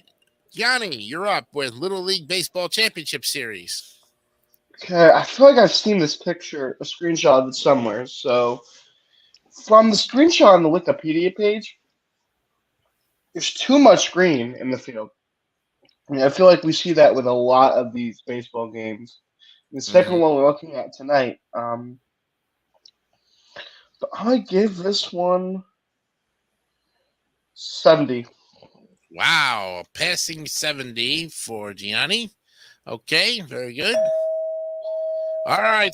Scott McVeigh, you're up with Little League Baseball Championship Series.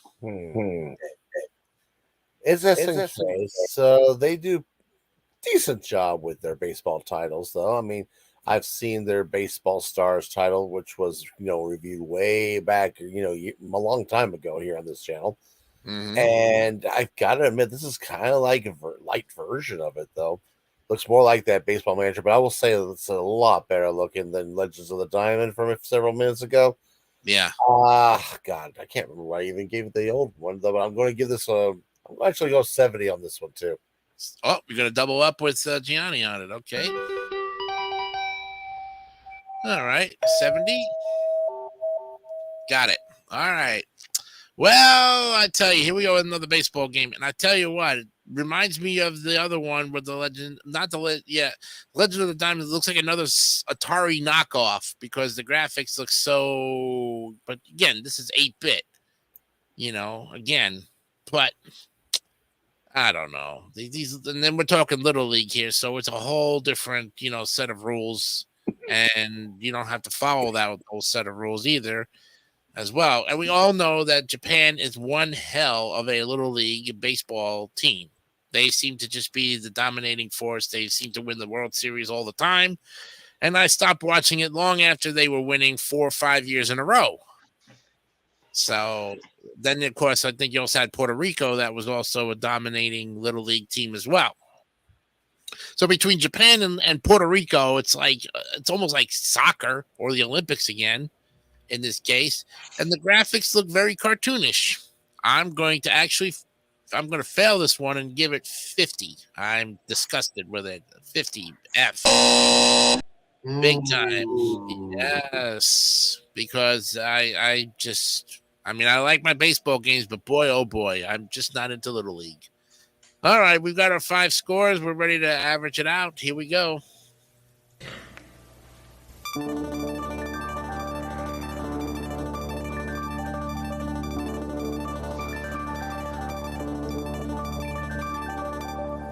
I think I've got all. Okay, well, even with my 50, it didn't matter. It's actually going to get a passing grade because you all gave it better high marks than I did. It goes in the C tier, though, at 73.6. It actually passed. Wow. Okay. Well, we got another Brandon. Welcome back, of course. We're ready for our next game here, which is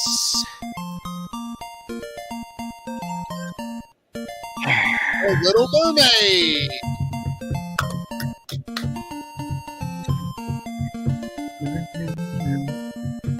Wow. Another great Disney movie. Very colorful artwork. Playing Under the Sea, of course. All right, there you go. Under the Sea, yay, loo. The Little Mermaid by Capcom. Again, another great company. July 19th, 1991. And of course, this is a licensed action game based on the 1989 Disney film of the same name. It follows the plot of the original film with Ariel as the playable character. She swims through various underwater levels, battling enemies and collecting power-ups. You can find it for purchase on various online retailers for $10.99 to $24.99 range. It has an average rating of 4.78 out of 5 based on 23 user ratings. So the game begins underwater where Ariel can shoot bubbles to trap her foes and throw them. She can also dig through sand to find treasure and pick up seashells to break open treasure chests. Treasure chests contain power-ups to increase her bubbles' power and range. She can collect icons scattered throughout the levels to restore health, gain extra lives, or increase the range of the power of her bubbles. There are 6 stages that Ariel must traverse to find Ursula. The stages are the Coral Sea, Sunken Ship, Sea of Ice, Undersea Volcano, and finally 2 battles at Ursula's castle. All right. We start this time now with Mark Leota and the Little Mermaid. All right. Well, you know how a lot of Disney animated films usually have what's called a signature song? And, Yep. In the case of Aladdin, of course, it's Friend Like Me. Yes. And then, of course, for this one, it would be Under the Sea. Mhm. Well, wait a minute. Friend Like Me? What about A Whole New World? Whole new world. Yeah, yeah. Yeah. There was a whole the soundtrack was great on all those Disney films. Yeah. Yep. Yeah, but Under the Sea would pretty much be the signature one for this one. Mm-hmm. Now, I have not played this NES game. I might have seen the movie. I don't know. I mean, it's more geared toward a female audience, you could say. Yep. Because she is a Disney princess. Yep. Yeah, but then again, my friend Brandon Hinkle likes this, so mainly because he's a big Disney fan. So Mm-hmm. Indeed. yeah, Bless I'm you. not sure how Bless easy you. or hard this game would be because I have not played it.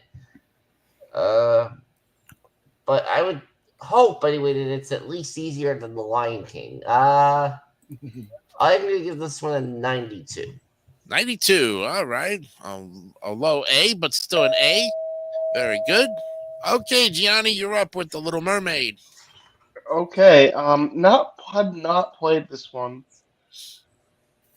Definitely looks like, I mean, it's another one of those games where it's like, or Capcom made, I think just like The Lion King, I think. Yeah, well, So- pretty much. Yeah, so it's very, I mean, so could be the game, basically kind of like the movie. I mean, there's really not much else, I guess. I mean, I think I knew about this game. I'm gonna give it 92. You're going to double up with Mark Leota and give it a 92 Yes. as well. All right. Very good. Nicely done. Okay, Scott McVeigh, you're up with The Little Mermaid. Okay, you're going to think this is hilarious. I have found a review by someone called the Indie Gamer Chick, and I have a quote from her review about this. It's going to be a full paragraph, so let me explain this. From the producer of Ghosts and Goblins comes a children's game that has been the polar opposite of that franchise. It's tough for me to review Little Mermaid because it is so absurdly simple and easy that I beat it in about 20 minutes and change. It's sort of like Bubble Bobble as an undersea non-platforming platformer adventure. Taking control of Ariel, you flip your tail to send a wave of air that captures fish in bubbles. How's that even work? Because scuba divers in lieu of masks have mermaids fan their tails at them? Or there's an obvious explanation for what's happening. Ariel is farting at enemies. Their mermaids even have buttholes to fart. Well, excuse me for caring about the logistics of this stuff. End quote. I think for that, you get a free city there. Yeah.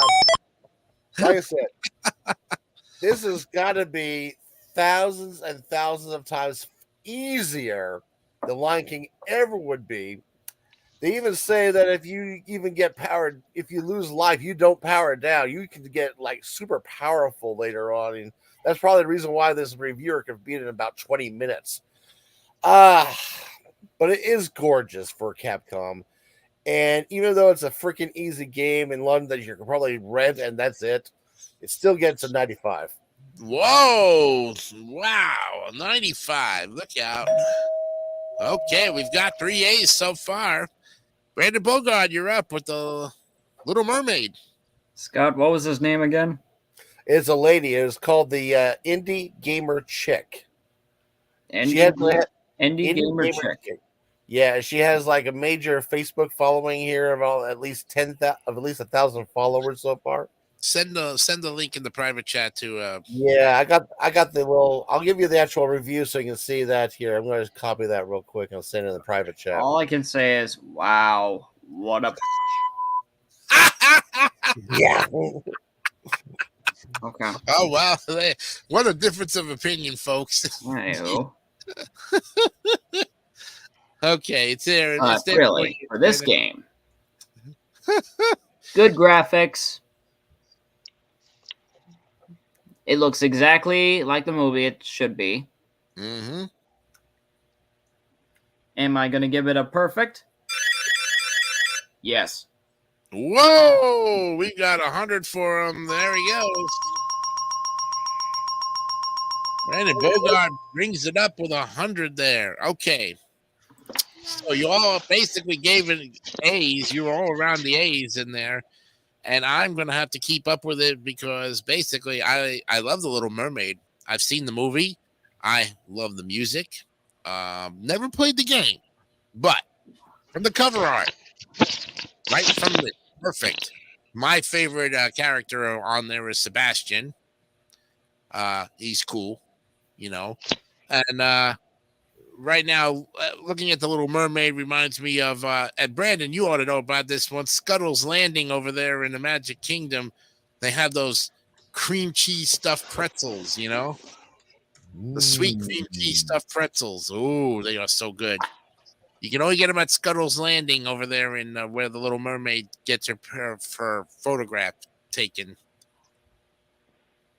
He's looking at me like, what the hell are you talking about? Like, when you go to the and you want to go to have a picture photo op with Ariel, in her area is a little cantina place called Scuttle's Landing. And there is At Disney World? At Disney World, yes. Mm. Have the sweet cream cheese stuffed pretzels. There's no salt on them. It's a dessert pretzel. And when you bite into it, you get that sweet cream cheese icing. So good. And I discovered it there. And then it was also at the Fife and Drum in Epcot in the International Showcase. Huh. There's 2 places. But I think they might stop carrying it, which I think is depressing because it was so good.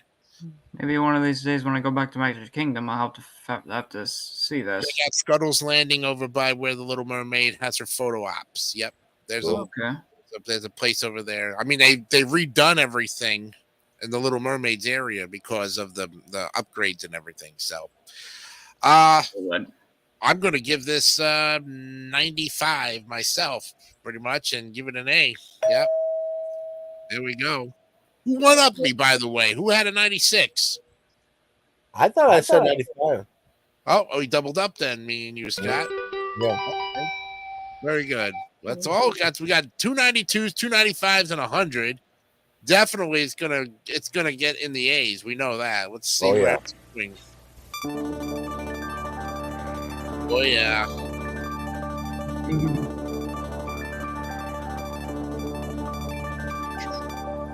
I think I've got all.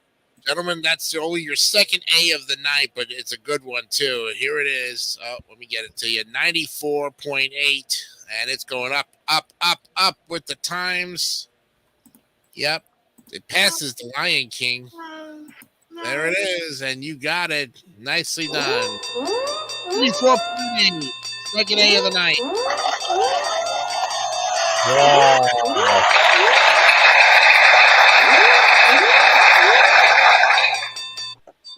All right. Very good. Nicely done.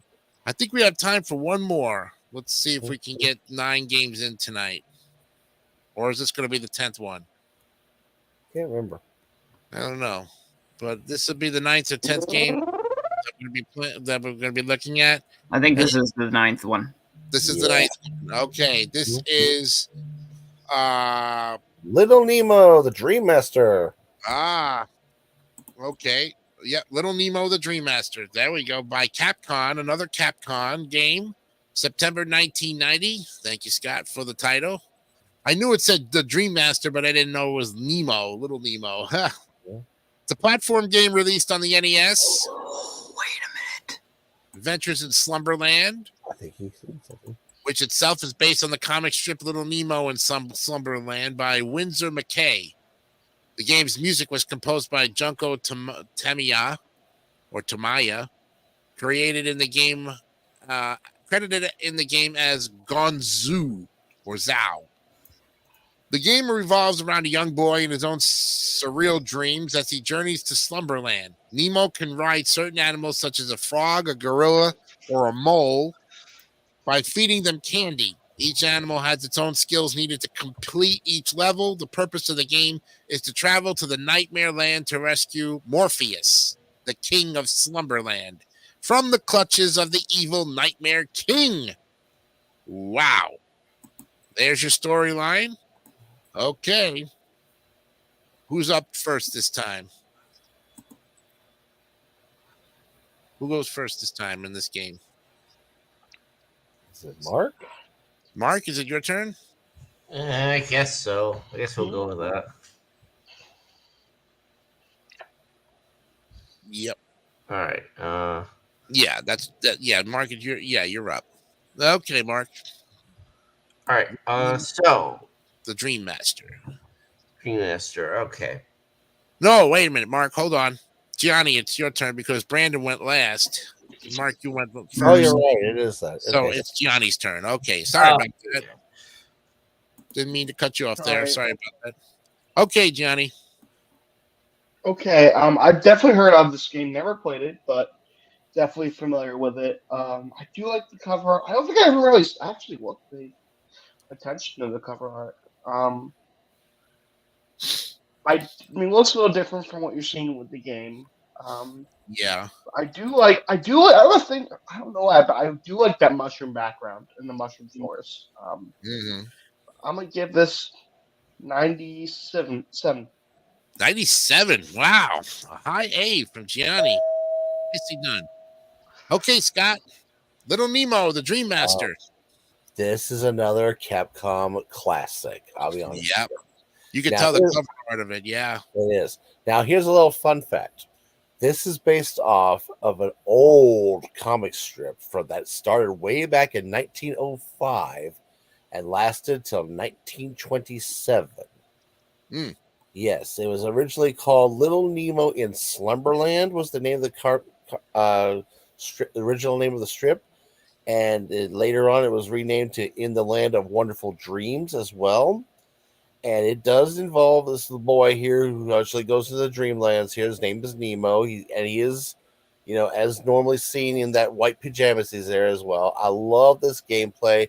Lots of, almost puzzle elements at times when you're trying to figure out which animal you need to use for certain parts of the platforming and all that there as well.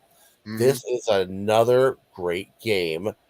I have seen nothing but praise for this game. It is very good. It's 100 for me. All righty, there you have it. 100 for Scott McVay. Okay. All right, Brandon Bogard, you're up with Little Nemo, the Dream Master. So, had no idea that it actually had a game. I have seen the movie, however, which is a little different. But I do like that movie. I like that kiss in that movie. Go Nemo. So he is a dream master, so I guess this is probably what you expect for him to dream of. So I'll give it a 98. All right, you're going to one up. Oh, boy. You're going to one up Gianni on that one. All right, 98. Okay. Now we get to Mr. Yoda. Sorry about that. It was me. Okay, Mark, it's your turn. Oh, that tree looks like it wants to eat somebody. Yep. Wonder if the tree's trying to use Dream Eater attack now. No, just kidding. Yep. All right. So he's kind of creepy. I can see why that guy's trying to get away from it. Let's go with 99. Whoa, 99, and he won some. Brandon Bogart. Wow. Holy cow.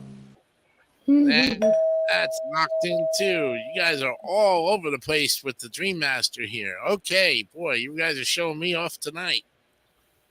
Showing me up, as a matter of fact. I've never played this game before, but I love the cover art. Great. I love the tree looking at it, the evil tree in the background. Reminds me of what they had basically in Wizard of Oz, with the magic trees and all that, Or it looks like the trees from the Legends of the Hidden Temple where they, the guards are in the trees, Mm-hmm. The Hidden Temple guard could be in the tree, and it grabs you, like that. So anytime a tree attacks you like that, you're in for a long night, especially when you're dreaming about that sort of thing. And looking at the screenshot of Mushroom Forest, yeah, it definitely looks like Toad's place, from Mario. Toad would have fun with this place if he was included in this game for some reason or another. Mario, let's go to this new place I found. There it is. 93. There we go. 93. Another A. Oh my gosh. Okay, this is the final game of the night here. Let's go ahead and see what we have for an average. Wow. Also, this was actually game 11. Oh, this was game 11. Oh, wow. really fast. All right, cool. Thank you, statistician. I think I've got Well, the 11th game of our night here actually is going in the A tier. Boy, oh boy, you guys have another A going on. This is 97.4, big one, and that's the 4th A of the night. Congratulations. Wow. I think your record is 5 or 6. It's 5 or 6.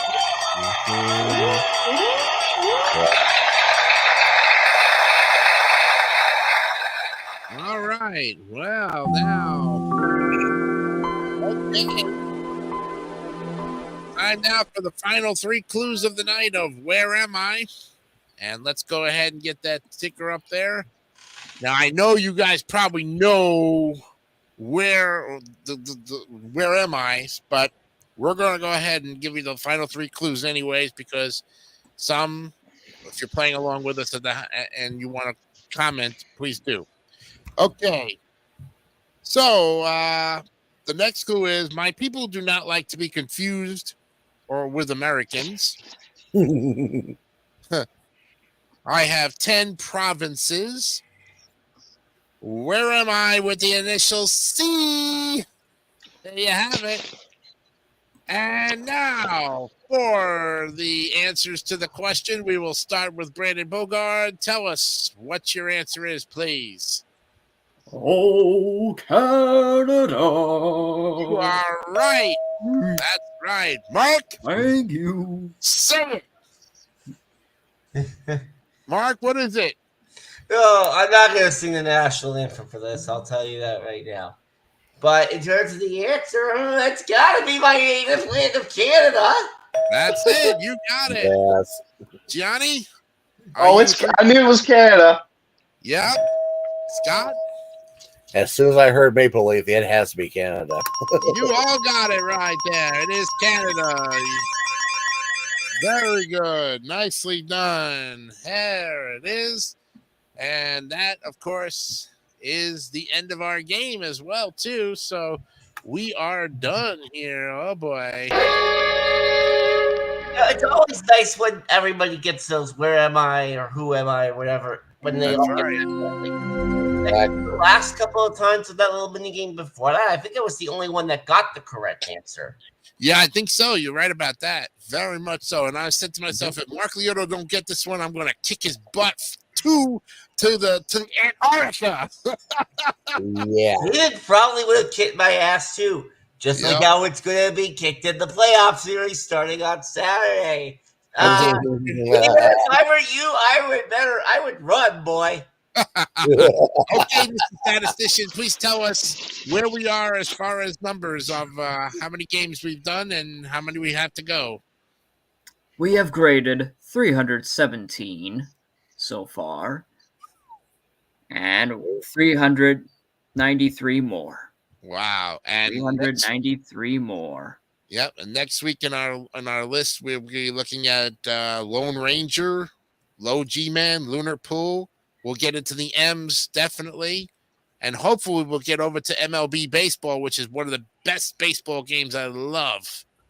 Yeah, there's 7 more L's left. We'll be halfway there.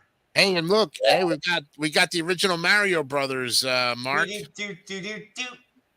No, that's the one where they had the 84 Mario. Remember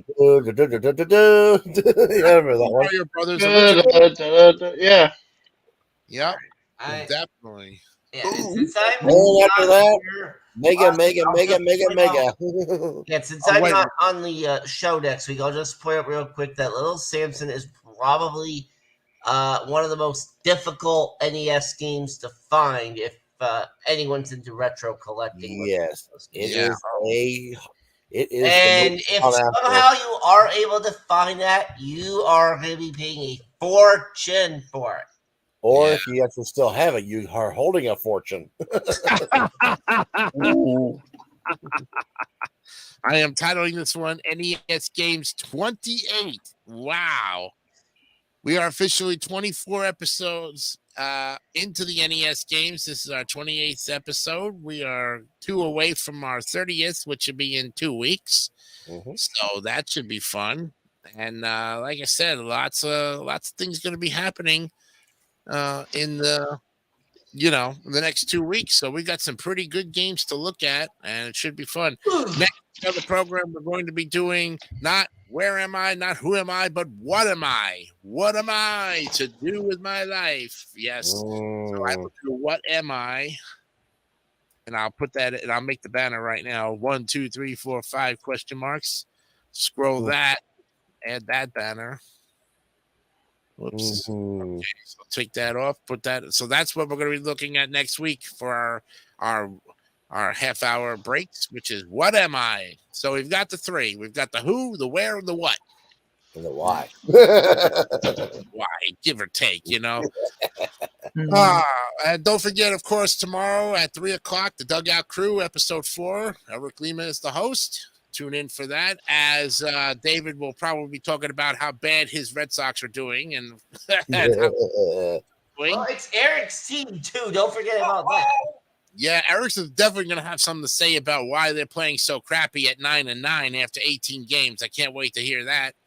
Also, too, don't forget to tune into my live Orioles versus Royals game is at 7:10, and pregame is at 6:50. So come in and check the play-by-play that we did, like I did last week with the Mets and the Royals. Well, the Baltimore Orioles versus the Kansas City Royals in KC, because the Mets are playing the Dodgers, and that's too late of a game for me. So we'll have Baltimore named their team after cookies.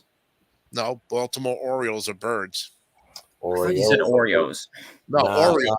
Sorry, I would enjoy a team called the Oreos. Yeah, nice. the Oreos. Black, Yeah, black, that'd be- black outfits with a little bit of white inside. No. that's right. And then you'd have to change their whole uniform scheme to black and white. Yeah.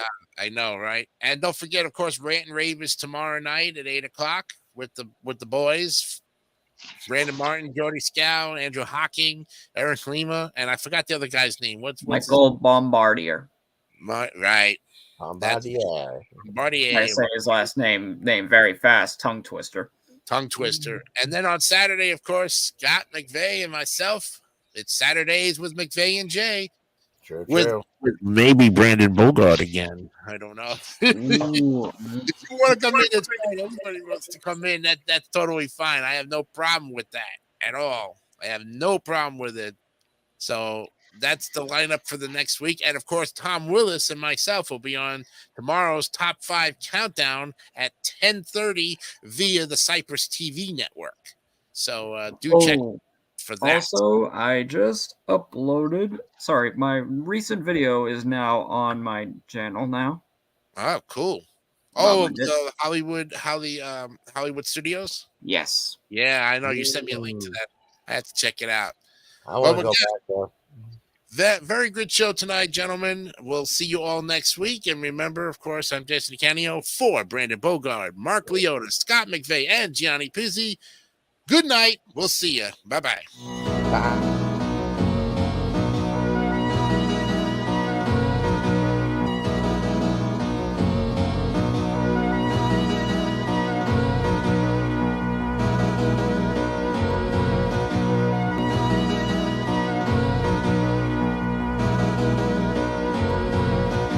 Don't forget to subscribe to the Derek Dawson Network for more great content like this one.